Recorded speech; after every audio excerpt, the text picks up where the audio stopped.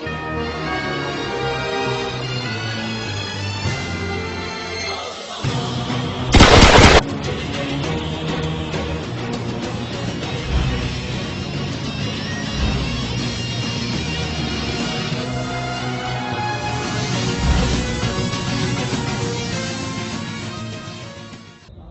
તારીખ 11/9/2020 રોજ જે એમકોમ પાર્ટ 2નું પરીક્ષાનું પ્રશ્નપત્ર પરીક્ષા પહેલાં જ જે સોશિયલ મીડિયામાં ફરતું થઈ ગયું હતું તેની અંદર જવાબદાર અંકલેશ્વર સ્થિત કડકિયા કોલેજના પ્રોફેસર આવેલા હતા.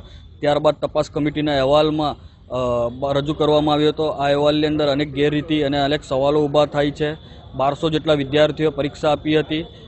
તેમાં પ્રોફેસરને સજા ફક્ત 100 જ રૂપિયા આપી હતી.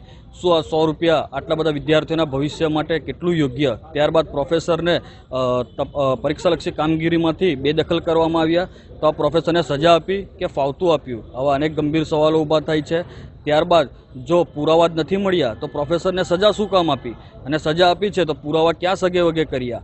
આપણે આ અહેવાલની એને સ્પષ્ટ જાણ થાય છે કે કંઈક ને કંઈક અંશે યુનિવર્સિટીના સત્તાધીશો, તપાસ કમિટી અને સિન્ડિકેટ સભ્યો આ રીતનું કૃત્યને છાવરવા માગે છે. અવારનવાર યુનિવર્સિટી દ્વારા અનેક છબરડાઓ થતા જોવા મળેલા છે. પેપર લીકની ઘટના હોય, પેપર અદલાબદલીની ઘટના હોય. તેથી વિદ્યાર્થીઓ અને પ્રજાજનોની અંદર યુનિવર્સિટીની વિશ્વસનીયતા ખોવી બેઠેલી છે.